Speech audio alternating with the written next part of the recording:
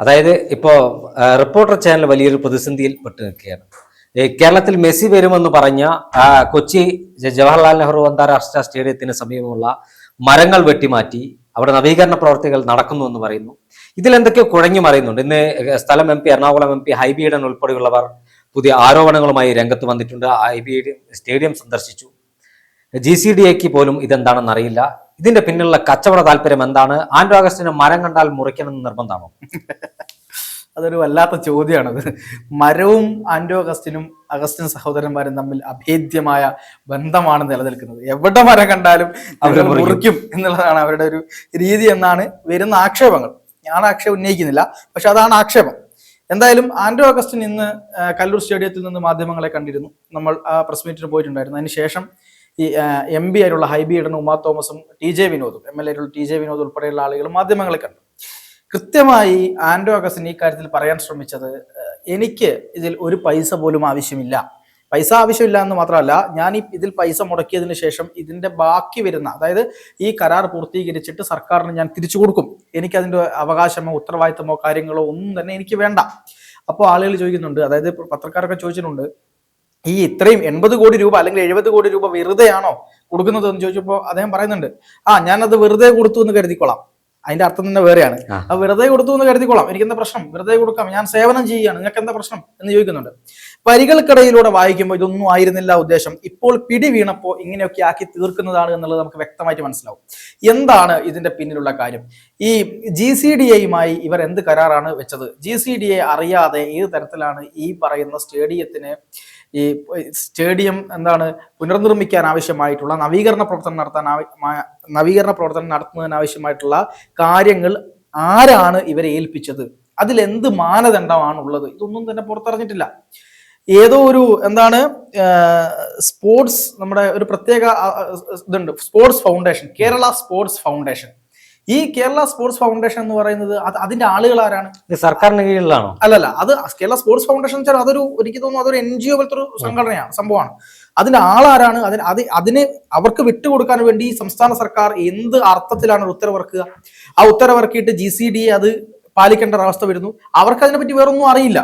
അപ്പൊ GCDA ശക്തമായി പറഞ്ഞിട്ടുണ്ട്, നിങ്ങൾ ഇതിനു ശേഷം വരുന്ന കളികൾ വന്നു കഴിഞ്ഞാലൊന്നും ഇതില് ഉത്തരവാദിത്വമോ അല്ലെങ്കിൽ നിങ്ങൾക്ക് അതിൽ ഉടമസ്ഥാവകാശമോ ഒന്നും ഉണ്ടാവില്ല എന്ന് പറഞ്ഞിട്ടുണ്ട്. പക്ഷെ അങ്ങനെ പറയുമ്പോഴും ഇവർ ഒപ്പിട്ടിട്ടുള്ള കരാർ ഇപ്പോഴും പുറത്തു വന്നിട്ടില്ല. ആ കരാറിൽ എന്തൊക്കെ കാര്യങ്ങളാണ് എഴുതി പിടിപ്പിച്ചത് എന്നുള്ള കാര്യം നമുക്കറിയില്ല. രണ്ടാമത്, ഇന്ന് ആൻഡ്രോ അഗസ്റ്റിൻ വിശദീകരിക്കാൻ ശ്രമിക്കുന്നത് വളരെ രസകരമായ ചില കാര്യങ്ങളുണ്ടായിരുന്നു. അതായത് ഫിഫയുടെ ചില റൂളുകളുണ്ട്. ഫിഫയുടെ റൂൾ അനുസരിച്ച് 2023 ഫിഫയുടെ റൂൾ ഒന്ന് മാറിയിട്ടുണ്ട്. ആ മാറിയ റൂൾ അനുസരിച്ച് ചില അതിൻ്റെതായ ചില കാര്യങ്ങൾ ഇവിടെ നടപ്പിലാക്കാൻ പറ്റാത്തത് കൊണ്ടാണ് മെസ്സി വരാഞ്ഞത് എന്നാണ് ഇവർ പറയുന്നത്. ഞാൻ ചോദിക്കട്ടെ, ഫിഫയുടെ റൂള് മാറിയ കാര്യം കേരളത്തിലെ സ്പോർട്സ് വിദഗ്ധന്മാർക്ക്, കേരളത്തിലെ കായിക വകുപ്പിന്റെ മുകളിലുള്ള ആളുകൾക്ക് അറിയില്ല എന്നാണോ? പിന്നെ എന്തിനാണ് ഇങ്ങനെ ഒരു സർക്കാർ ഇവിടെ? സ്വാഭാവികമാണ്. ഈ സർക്കാർ എന്ന് പറയുന്നത് എന്താണ്? ഏറ്റവും ഉന്നതമായി നിൽക്കുന്ന ഓഫീസേഴ്സും ഉദ്യോഗസ്ഥരും സ്പോർട്സ് വിദഗ്ധരും ക്രിക്കറ്റ് ഫുട്ബോൾ അസോസിയേഷനുകളും അതിൽ തന്നെ ഫിഫയുടെ ടെക്നിക്കൽ ടീം അംഗങ്ങളും ഉൾപ്പെടെയുള്ള ആളുകളുടെ വലിയൊരു കൂട്ടായ്മയാണല്ലോ ഈ സർക്കാർ എന്ന് പറയുന്നത്. അവർക്ക് പുറത്തുനിന്ന് ഉപദേശം കിട്ടുമല്ലോ. ഇനി നാഷണൽ ഗവൺമെന്റിന്റെ തന്നെ സ്പോർട്സ് വകുപ്പിലും സ്പോർട്സ് മന്ത്രാലയത്തിനും ഒക്കെ നിരന്തരമായ അപ്ഡേഷനുകൾ പോയിക്കൊണ്ടിരിക്കും. നമ്മുടെ സംസ്ഥാന സർക്കാരിന് ഈ ഒരു പല കാര്യങ്ങളിലൊന്നും ഒരു പിടുത്തവും ഇല്ല എന്നാണ് മനസ്സിലാകുന്നത്. സത്യത്തിൽ നമ്മളൊക്കെ ലജ്ജിക്കേണ്ട ഒരു അവസ്ഥയിലേക്ക്, ഏറെ പുരോഗമിച്ച കേരളം എന്നാ പറയുന്നത്. പക്ഷെ ഇന്ന് ആൻഡ്രോ അഗസ്റ്റിൻ പറഞ്ഞത് ഞങ്ങൾക്ക് ആർക്കും അങ്ങനെ ഒരു കാര്യം അറിഞ്ഞിരുന്നില്ല. മന്ത്രി നേരെ എവിടെ പോയി? ഈ പറയുന്ന ഇവരെ കാണാൻ പോയി. കാണാൻ പോയ സമയത്ത്, അർജന്റീന ടീമിനെ കാണാൻ പോയ സമയത്ത് മന്ത്രിക്കും അറിയില്ലായിരുന്നു പോലും ഇങ്ങനെ ഒരു റൂൾ ഉണ്ട് എന്നുള്ളത്. അത് ഞാൻ ചോദിക്കട്ടെ, ഇങ്ങനെ ഒരു കരാർ ഒപ്പിടാൻ പോകുമ്പോൾ അവർ ആദ്യം ചോദിക്കുക എന്താ? നിങ്ങൾക്ക് ഇന്ന ഫിറ്റ്നസ് ഉണ്ടോ, ഇന്ന ഫെസിലിറ്റീസ് ഉണ്ടോ എന്നല്ലേ ചോദിക്കുക. എന്നിട്ടല്ലേ കരാർ ഒപ്പിടുക. ആദ്യം നമ്മൾ വീടുണ്ടാക്കിയിട്ടല്ലേ നമ്മൾ വീടിന്റെ ഹൗസ് വാമിങ് നടത്തുക. അല്ലാതെ നിങ്ങൾ എല്ലാവരും ഹൗസ് വാമിങ്ങിന് വിളിച്ചിരിക്കുന്നു. അപ്പൊ വീടായിട്ടില്ല, വീടാവും എന്ന് പറയുന്ന പോലെയാണ് ഈ കാര്യങ്ങൾ ചെയ്തത്. ഇതില് തീർച്ചയായും ഒരുപാട് കാര്യങ്ങൾ പുറത്തു വരാനുണ്ട് എന്നുള്ള കാര്യം സംശയമില്ല. പിന്നെ ഇന്ന് ഈ പറഞ്ഞതുപോലെ അതിന് ചുറ്റും അതിന്റെ പരിസര പ്രദേശത്തുള്ള മരങ്ങൾ മുറിച്ചു മാറ്റിയിരിക്കുന്നു എന്നുള്ളതാണ്. ഏത് അടിസ്ഥാനത്തിലാണ് ആ മരങ്ങൾ മുറിച്ചു മാറ്റിയത്, അതിന്റെ ക്രൈറ്റീരിയ എന്താണ്, എന്തുകൊണ്ടാണ് അത്തരം മരങ്ങൾ മുറിച്ചു മാറ്റേണ്ടി വന്നത്? ആ കലൂർ സ്റ്റേഡിയത്തിന്റെ പരിസരത്ത് ആളുകൾ പോയിരിക്കുന്ന, തണല് നൽകിയിരുന്ന മരങ്ങളെ മുഴുവൻ ഇല്ലാതാക്കാനുള്ള ശ്രമം എന്തിനു നടന്നു? മൊത്തം ശിഖരങ്ങളും മുറിച്ചു മാറ്റി ഇനി യാതൊരു ഒരു ഉപകാരവുമില്ലാത്ത രീതിയിലേക്ക്, അത് നശിച്ചു പോകുന്ന രീതിയിലേക്കാണ് കാര്യങ്ങൾ പോകുന്നത്. അവിടെയുള്ള തണലും ആ പരിസര പ്രദേശത്തുള്ള അതിന്റെ ഭംഗിയും എല്ലാം നഷ്ടപ്പെടുത്തി വെയില് വന്നു കഴിഞ്ഞാൽ പിന്നെ അവിടെ നിൽക്കാൻ പറ്റാത്ത അവസ്ഥയിലേക്ക് കാര്യങ്ങൾ പോകും. ഇതാണ് ഇവിടെ ഉണ്ടാവുന്നത്. മാത്രമല്ല, നാളെ ഏതെങ്കിലും ഒരാൾ വന്നിട്ട് പറയാണ് ഞങ്ങളൊരു 100 കോടി രൂപ മുടക്കാം, ഇവിടെ ഒരു പുതിയ പദ്ധതി കൊണ്ടുവരട്ടെ, ഞങ്ങൾ ഇവിടെ ഇത് ചെയ്തോളാം എന്ന് പറഞ്ഞപ്പോ ആർക്കും കൂടി അനുവദിച്ചു കൊടുക്കല്ലോ സർക്കാർ. അങ്ങനെ ചെയ്യുമ്പോ എന്താ പ്രശ്നം അറിയോ? അവരവരുടെ ഇഷ്ടത്തിനാണ് ഈ കാര്യങ്ങൾ ചെയ്യുന്നത്. ഇതിലെന്ത് ഉറപ്പാ നമുക്കുള്ളത്? ഇവർ ചെയ്യുന്ന കാര്യത്തിന് പിന്നെ എന്തുണ്ട്, കൃത്യമായിട്ട് അതിന് ഗുണനിലവാരം ഉണ്ട് എന്ന് നമ്മൾ എങ്ങനെയാ ബോധ്യപ്പെടുക? കൃത്യമല്ലേ? തീർച്ചയായും ഇത് സംബന്ധിച്ച് കൃത്യമായ ഒരു ഇതുമില്ല, സർക്കാർ സംവിധാനത്തിന് പോലും അറിയില്ല. അതെ, ഇനിയിപ്പോ നാളെ എന്തെങ്കിലും തരത്തിലുള്ള ഒരു അപകടം ഉണ്ടായി കഴിഞ്ഞാൽ ഈ പറയുന്ന സ്പോൺസറുടെ പേര് പറഞ്ഞൊന്നും ഒരു കാര്യം ഉണ്ടാവില്ല. കാര്യം അത് അവർ കൈമാറി കഴിഞ്ഞു. തീർച്ചയായും സർക്കാരിനോട് നമുക്ക് ചോദിക്കണമെങ്കിൽ സർക്കാർ ചെയ്തായിരിക്കണം. ഇപ്പൊ സർക്കാരിനോട് നമുക്ക് അങ്ങനെ ചോദിക്കാൻ പറ്റില്ല. ഈ കാര്യത്തിലില്ല, സർക്കാർ കൈ കഴുകും. അപ്പൊ ഇത് ജനങ്ങളുടെ ജീവൻ വെച്ച് കളിക്കുന്ന കളിയാണ്. അപ്പൊ അതുകൊണ്ട് തന്നെ ഇതിന്റെ പിന്നിൽ എന്താണ്? ഈ പറയുന്ന 70 കോടി രൂപ എവിടെ നിന്നാണ്? അതിന്റെ സോഴ്സ് എന്താണ്? ഇത് ഏതെങ്കിലും തരത്തിൽ കള്ളപ്പണം വെളുപ്പിക്കാനുള്ള പരിപാടികളാണോ? ഈ തരത്തിലുള്ള ഒരുപാട് സംശയങ്ങൾ ഈ കാര്യത്തിൽ വരുന്നുണ്ട്. മാത്രമല്ല, ഞാൻ ഏറ്റവും വലിയ പ്രശ്നം എന്താണെന്നറിയോ? ഏറ്റവും വലിയ പ്രശ്നം ആൻഡ്രോ ഹസൻ ചോദിക്കുന്നുണ്ട്, ഞാൻ ഇത്രയും നല്ലൊരു കാര്യം ചെയ്യാൻ ഇറങ്ങിയതാണോ നിങ്ങളുടെ പ്രശ്നം? അല്ല, പ്രശ്നം അതല്ല. ഈ ഒളിച്ചുകളിയാണ് പ്രശ്നം. ഒന്ന്. രണ്ടാമത്തത്, മുട്ടൽ മരമുറി കേസ് എന്ന് പറയുന്നത് വീരപ്പന് തുല്യം എന്താണ് നമ്മൾ കാണുന്ന അത്രയേറെ കോടിക്കണക്കിന് രൂപയുടെ വനം വിഭവങ്ങൾ മുറിച്ച് കടത്തി പൈസ ഉണ്ടാക്കിയ ഒരു ടീമിനെ എങ്ങനെയാ നമ്മൾ ഇത്തരം പദ്ധതികളും പരിപാടികളൊക്കെ സർക്കാരുമായിട്ട് ചേർന്ന് ഏൽപ്പിക്കുക? നമ്മളിപ്പോ നാട്ടിൽ എന്തെങ്കിലും ഒരു സാധനം മോഷ്ടിച്ച, ഒരു പഴം മോഷ്ടിച്ച ഒരുത്തൻ, സിമ്പിൾ ഞാനൊരു കാര്യം പറയാം, നമ്മുടെ നാട്ടിൽ ഒരു കടയിൽ നിന്ന് ഒരു പഴം മോഷ്ടിച്ചു അല്ലെങ്കിൽ ഒരു തേങ്ങ മോഷ്ടിച്ച ഒരുത്തനെ പിന്നെ ഒരു 3 മാസത്തേക്ക് അവനെ വിചാരണ ചെയ്ത് കൊല്ലൂലേ? തീർച്ചയായും അല്ലെ? വിചാരണ ചെയ്ത് കൊല്ലുന്നു മാത്രമല്ല, ഒരു കല്യാണ വീട്ടിൽ അവനെ കയറ്റാൻ പാടില്ല, അല്ലെങ്കിൽ വേറൊരു സ്ഥലത്ത് കയറ്റാൻ പാടില്ല, കണ്ടാൽ മിണ്ടില്ല, അവൻ അങ്ങനെയാണ്, അവൻ കള്ളനാണ് എന്ന് മുദ്രകുത്തും. സ്വാഭാവികമായി അങ്ങനെ സംഭവിക്കാം. പക്ഷെ ഞാൻ ചോദിക്കട്ടെ, കോടിക്കണക്കിന് രൂപ കട്ട മരങ്ങൾ മുറിച്ച് കടത്തിയ ഒരു മനുഷ്യനെ നമ്മളെല്ലാം ആദരിക്കുകയാണ്. അയാൾ ഒരു ചാനൽ വാങ്ങി ആ ചാനലിൽ ഇരുന്ന് കാര്യങ്ങൾ പറയുമ്പോൾ നമ്മൾ അതിന് CPM അനുകൂലമായിട്ട് പറയുന്നത് കൊണ്ട് മാത്രം അങ്ങേരെ അങ്ങ് സപ്പോർട്ട് ചെയ്യുക.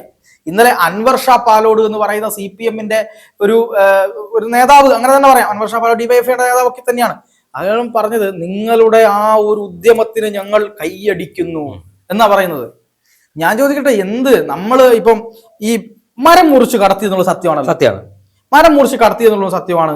അത് ആദിവാസികളെ പറ്റിച്ച് വാങ്ങി എന്നുള്ള സത്യമാണ്. ഇതേ സർക്കാരിന്റെ DYSP ബെന്നി ഉൾപ്പെടെയുള്ള ആളുകൾ അന്വേഷിച്ചിട്ട് അതിൽ കൃത്യമായി കാര്യം തെളിഞ്ഞിട്ടുണ്ട്. ഇതിലൊരു ഗൂഢാലോചനയോ, നമുക്ക് ഗൂഢാലോചനയുണ്ട് അല്ലെങ്കിൽ അഗസ്റ്റിൻ സഹോദരന്മാരെ ഇതിൽ കൊടുക്കാൻ ശ്രമിച്ചതാണ് എന്ന് പോലും പറയാൻ പറ്റില്ല. ഇല്ല, അതായത് അങ്ങനത്തെ ഒരു എന്താ പറയാ, അങ്ങനത്തെ ഒരു സാധ്യത പോലും അവിടെ അവശേഷിക്കുന്നില്ല. അങ്ങനെയുള്ള സ്ഥലത്ത് ഇപ്പോൾ ആദിവാസി വിഭാഗങ്ങൾക്കെതിരെയും സർക്കാർ തിരിഞ്ഞിരിക്കുന്നു.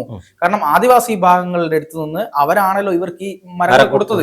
അപ്പൊ ഇപ്പൊ പറയുന്ന ഒരു കാര്യമുണ്ട്, മരം കൊടുക്കുന്നതുമായി ബന്ധപ്പെട്ട് അന്ന് ഞങ്ങളെ തെറ്റിദ്ധരിപ്പിച്ചാണ് മരം വാങ്ങിയത് എന്ന് പറഞ്ഞ ആദിവാസികളുടെ മൊഴി സർക്കാർ തള്ളിയിരിക്കുന്നു. നിങ്ങൾക്ക് കൃത്യമായി കാര്യം അറിഞ്ഞുകൊണ്ട് നിങ്ങൾ ഇവർക്ക് വിറ്റതാണ് എന്ന് പറയുന്നുണ്ട്. അപ്പൊ എന്താ സംഭവിക്കുക? മരം വാങ്ങിയ ഇവർ കുറ്റക്കാരല്ലാതാവുകയും മരം വിറ്റ ആദിവാസികൾ ഇതിൽ കുടുങ്ങുകയും ചെയ്യും. ഇതിൽ കൃത്യമായി ഞാൻ ഒരു കാര്യം പറയാം. ഇതിൽ ചില മാധ്യമങ്ങൾ വളരെ കൃത്യമായി മുട്ടിൽ മരമുറി കേസ് കഴിഞ്ഞ 2-3 ദിവസമായിട്ട് എടുത്ത് പറയുന്നുണ്ട്. അപ്പൊ അതിന്റെ പ്രതികാരങ്ങൾ തീർക്കാൻ വേണ്ടി ഈ മരമുറി മുതലാളി ഒരുപാട് കളികൾ കളിക്കുന്നുണ്ട്, ഒരുപാട് കളിയുണ്ട്. അപ്പം അതിന്റെയൊക്കെ ഒരു ഫ്രസ്ട്രേഷൻ ആണ് ഇപ്പൊ നടന്നുകൊണ്ടിരിക്കുന്നത്. ഇതിൽ സർക്കാരുമായിട്ട് ചില കളികൾ നടത്തുക, ചില കാര്യങ്ങൾ നടത്തുക, സർക്കാരിനെ ഒന്ന് സന്തോഷിപ്പിക്കുക, എന്നിട്ട് മുട്ടിൽ മരമുറി എങ്ങനെയെങ്കിലും രക്ഷപ്പെടുത്തിയെടുക്കുക.